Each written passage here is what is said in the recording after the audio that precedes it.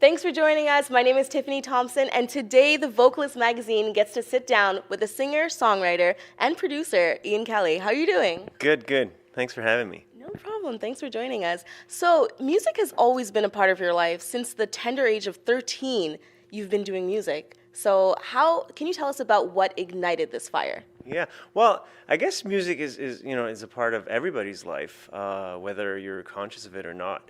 But when I first heard Led Zeppelin and Jimi Hendrix, I bought some purple jeans and I wanted to be them. I wanted to play guitar, and I don't know. It was just something that I don't know what really drew me to that, but there was a vibe, and there was something I really connected with right there and then, and so that's how it started. But then my older brother had a band in the basement, and he had drums there, and I started to play on his drums when he wasn't around, and so that's how I got to start playing music, and yeah, I'm still just fiddling and tinkering with instruments and mics and preamps, and I mean I hope I'm getting better at it, but still it's the same process.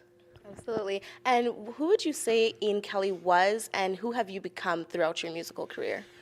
I think I'm just I think I'm pretty much the same person, but I'm more maybe relaxed now.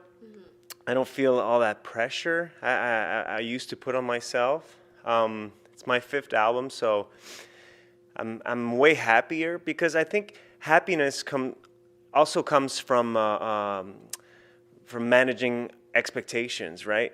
So now I just don't have high expectations. I have high hopes, and I'm always working towards goals that I want to reach, and I have dreams, but they're way different today than they were 10 years ago, and I think, yeah, I'm putting out an album.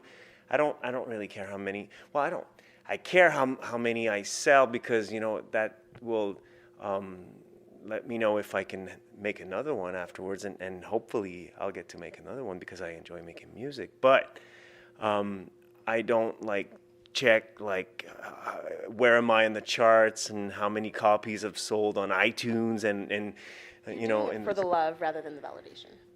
yeah. Well, I guess I always did it for the love, but but anyways, it's hard to measure success these days. How many Twitter followers, or how many albums you like some people have, thousands of Twitter followers, and then they put on a show and there's 20 people there. So it's hard to measure it, So I guess you just gotta do what you feel is right, and hope for the best.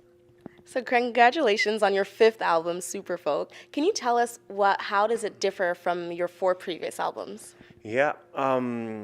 Well, hopefully I'm writing better songs now, because I've been doing this for a while, and as anyone in any field, if you practice and you work at something, if you're not improving, then there's something wrong. Maybe you should think about doing something else. So hopefully, it's my best album yet, and not as good as the next one. I like that. But I think if we compare it to All These Lines, the previous record, well, obviously it's called super folk, and it's folkier for sure. It's not like rootsy folk or traditional folk. That's why I called it super folk, because I thought, then I can do whatever I want. I can add some analog synths and electronic pads if I want to, because it's not folk, But I guess it's the process that was the folkiest part of it, because I just worked from home in my pajamas with my wife. She was there with our youngest daughter, and it was just organically done, I would say. I just didn't really think everything through till it was the perfect thing. I just went along with whatever was coming, and I just played those simple chords, and after four albums about what the things that are wrong in this world. I used to write songs a lot about, the way we treat the environment and wars and all that stuff. I thought maybe it's time for an album about love and things that are going right.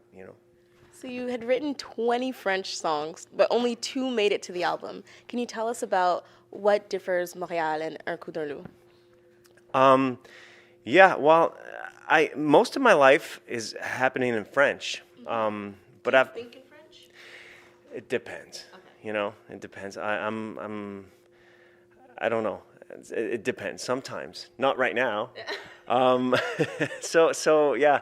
Most of my life is happening in French. I went to French school, but I grew up in NDG, and it's a really bilingual neighborhood.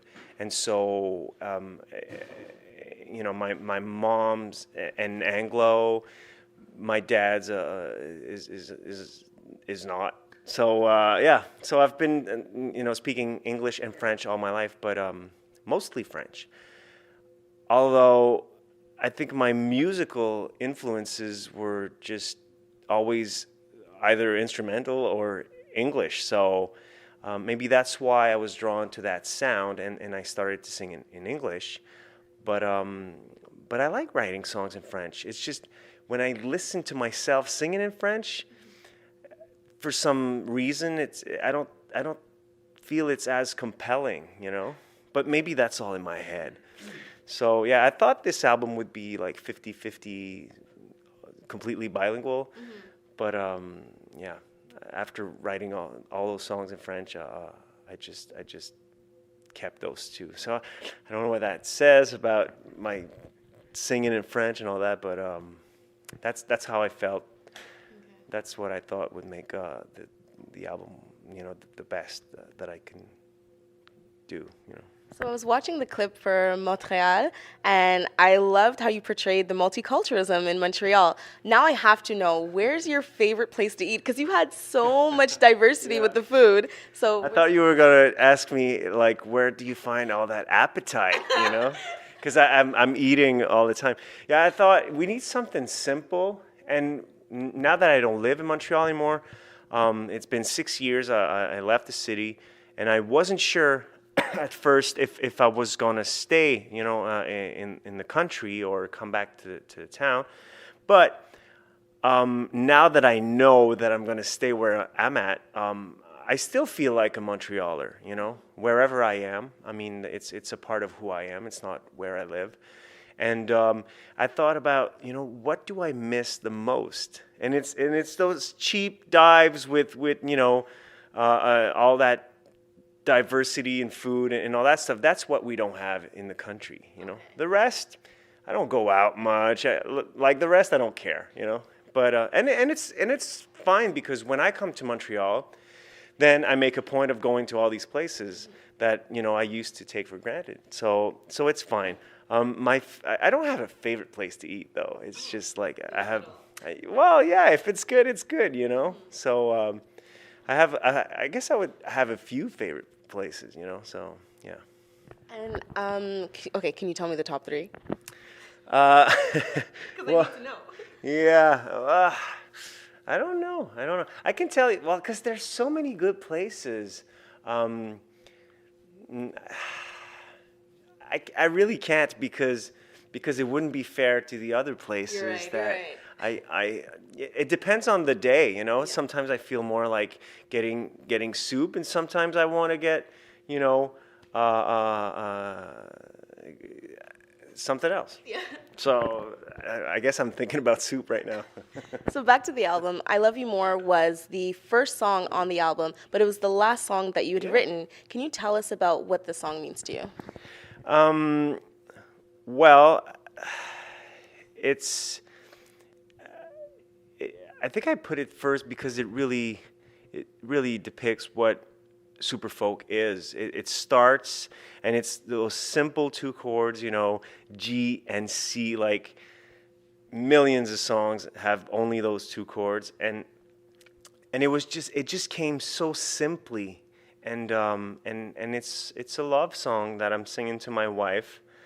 We've been together 12 years now, and I wrote it in like 5 minutes. And then she came down in the studio, and I had her, listen to it, and she was just like, "Oh, that's my favorite song now."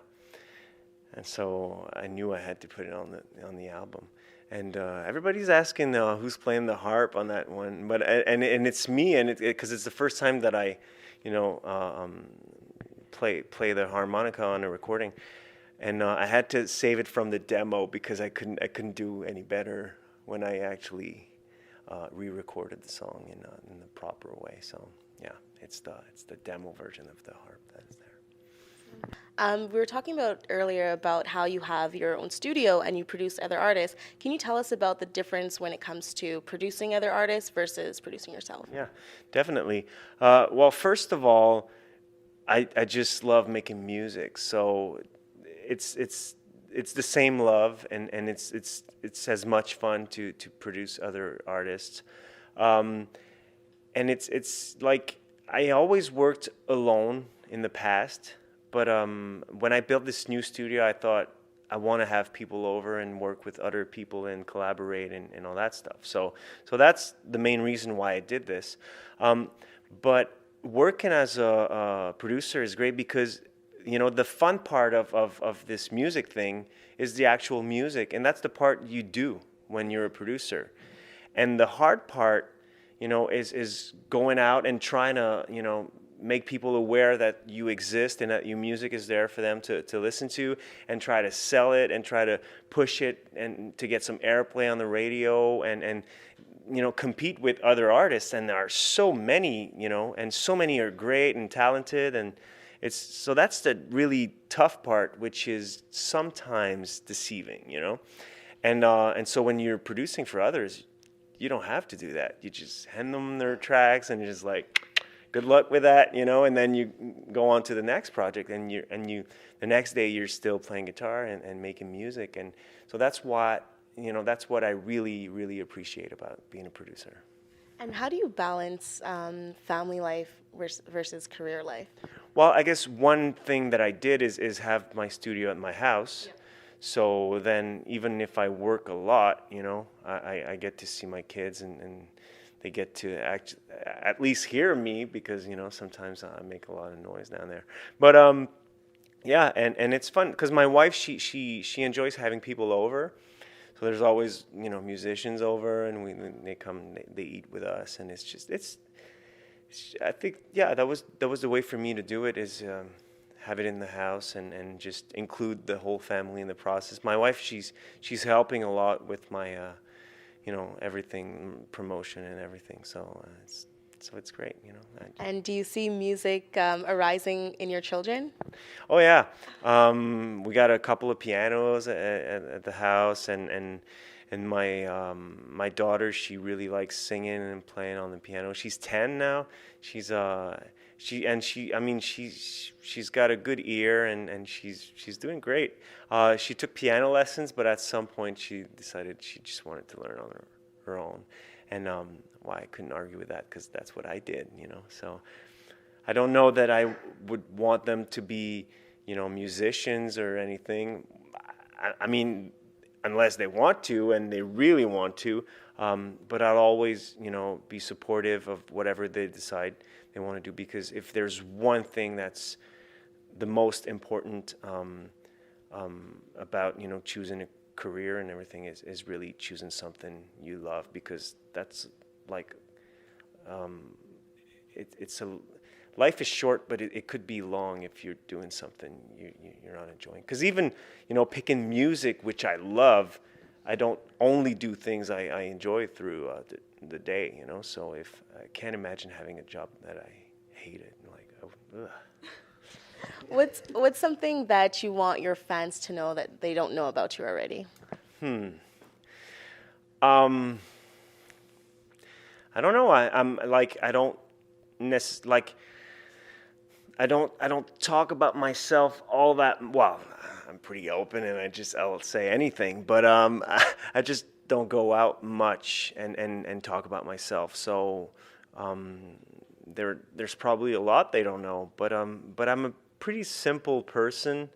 I don't do anything extravagant. Like I don't know. at my house, I do the dishes, and and I mop the floors. I mean, yeah, that's I don't know. Okay, and before I let you go, he mops the floors. Yeah. Before I let you go, so I know like the album came out on March 4th. So what can we expect from you next? Well, obviously, a tour, because I still enjoy playing in front of an audience and playing for an audience. It's this super folk album, I think, is well suited to well, for the first time. Let me put it this way: for the first time, by choice, I will be putting on a solo tour, because it's because I think this music, it's gonna work well with this music. So it's gonna be my first solo tour, and I want to play, for smaller venues. Also more intimate. I think that's what we need today, because we like 75% of what we're experiencing is like through a screen of some sort, and I think we need this proximity. We need to I don't know, we need to spend some human time. Yeah, exactly. So that's what I want to do for this tour in the fall. Awesome. Well, thank you for sitting with us. I can't wait to purchase Superfolk, and you guys make sure to get your copy of it. We have Ian Kelly here. Thanks for joining us. Thanks for having me.